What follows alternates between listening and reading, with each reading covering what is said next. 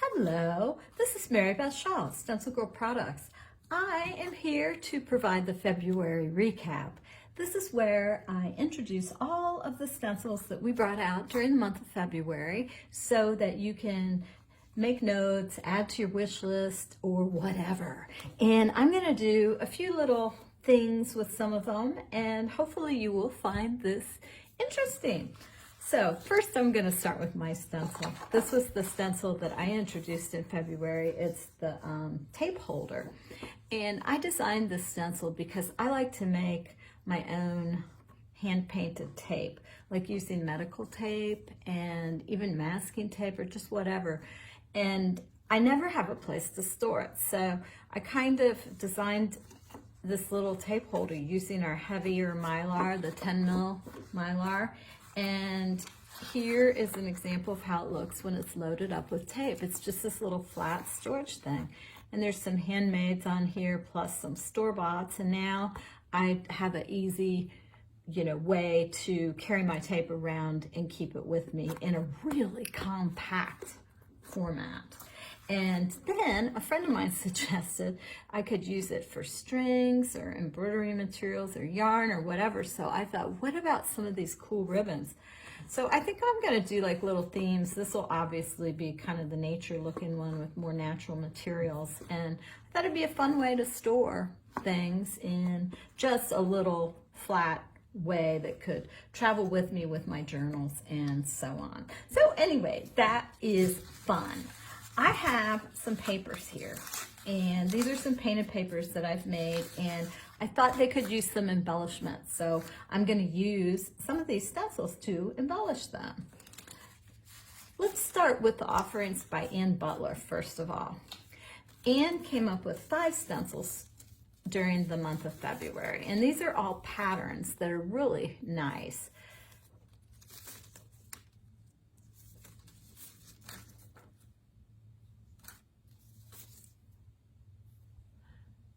And I just think that they're wonderful because they're kind of small format and they would be good for a lot of different uses, particularly if you're into art journaling, ATCs, greeting cards, anything that's in a smaller format. I think they'd be fantastic. So I thought, I'm going to try this one, and I'm going to put over this green because I think it might be kind of cool looking.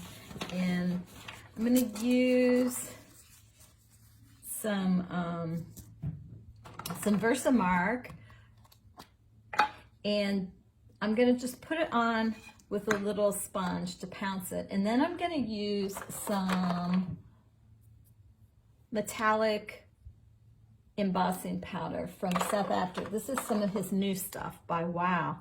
So I got to decide what color, platinum, copper, or gold. I think I want gold, so that's what I'm going to do. So I'm going to put a little bit, I'm just going to dab the VersaMark right on my sponge, and then I'm not going to do the whole thing. I'll just put a little bit so you can see how cool this is going to look. I have a feeling with this solid color green, it's going to look actually pretty cool.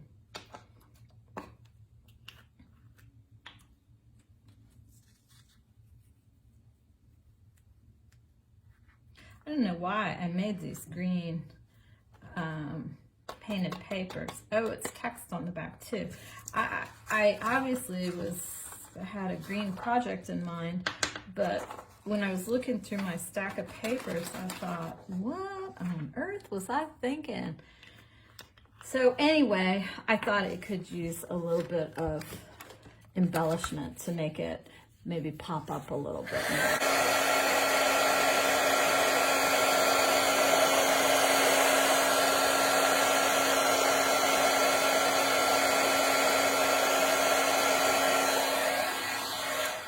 Wow, I do like that green.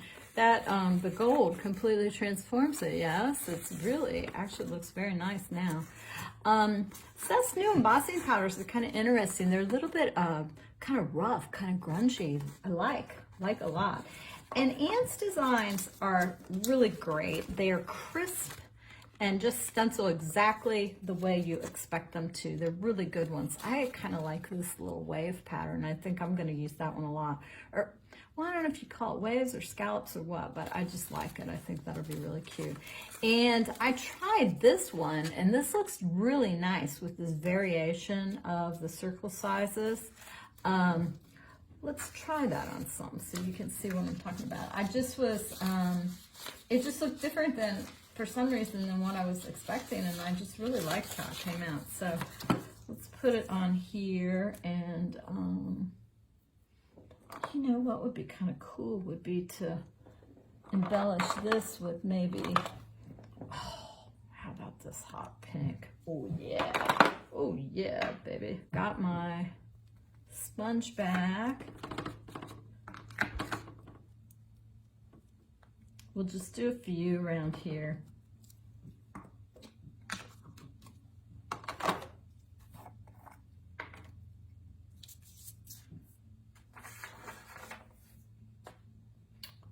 This is an Emerald Creek embossing powder. It is like that fluorescent pink. Oh my God, it's like to die for. The minute I saw it, I was like, oh, must have, must have. Wow, nice. I like the variation in the sizes of the dots, and I like how they look, that fluorescence against this kind of grunged out background. Nice.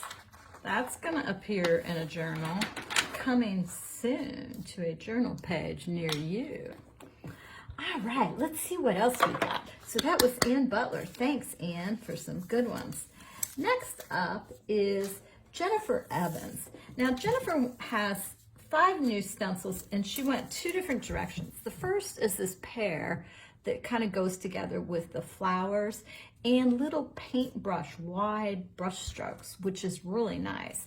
I've used this, as you can see, and it's really fun. I like how on both of them she put the flowers in several sizes. So there's one that's more detailed, a solid, and then a smaller solid, and then she also put some kind of hand-drawn circles in the background. And the paint strokes in this are just a little touch of genius. Very nice designs. But the ones I'm smitten with are these guys. They're like animal print stencils. And I'm not even really sure which one I like best because I like them all an awful lot. At first I thought I liked this one best because I like these little small component parts. And I like how she made that little cross motif in the center. And then I thought I liked this one best because there's such a variation of marks, and that's really cool. And then I thought I liked this one because I like these larger parts in the center. Any way you look at them, they're pretty cool. I already put them down, those large marks right here.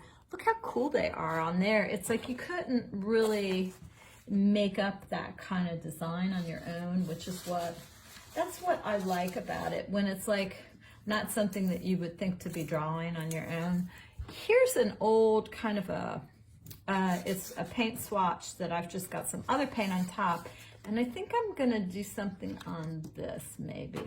Let's take a look at, I wonder if it might be pretty with this Versa Fine on it.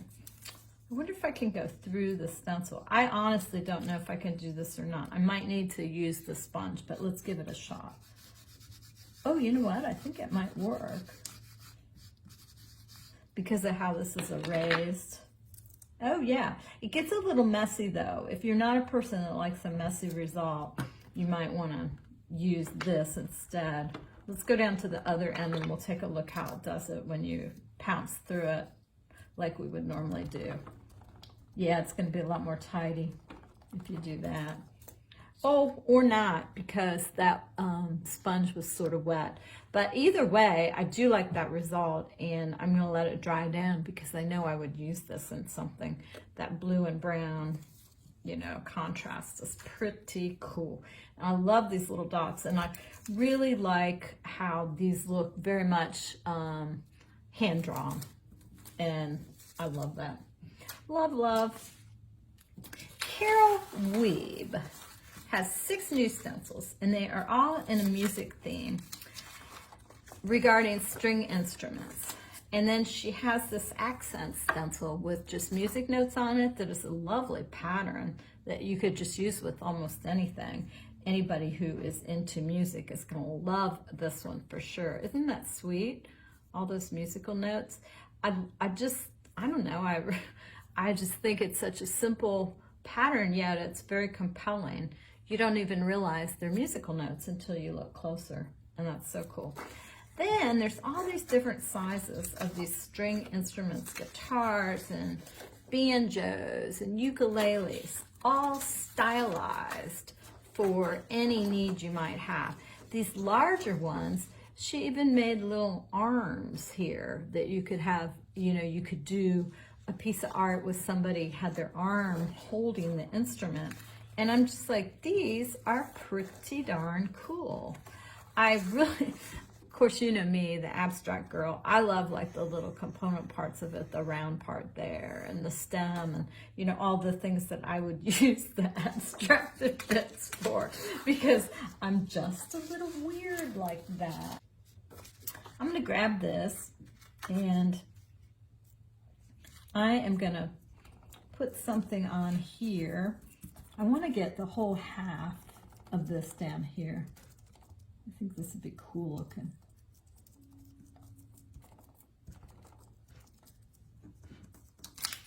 Oh, wow. Look how nice this stencil is. Really, that is super, super cool. And then I just want to see how this looks if you make a few rows of just the lines. I have a feeling I'm going to like that. Look, you can put them on top of each other to line it up, right? Oh, yeah. Look at that. You can even, of course, make a little pattern with just the, that, what do you call that, that part of the instrument. That's pretty cool. Oh, wait, let's look at the musical notes, too. Let's find something to stencil down on. Take a look at those. Which way? I think they go this way. Yep, yep, yep.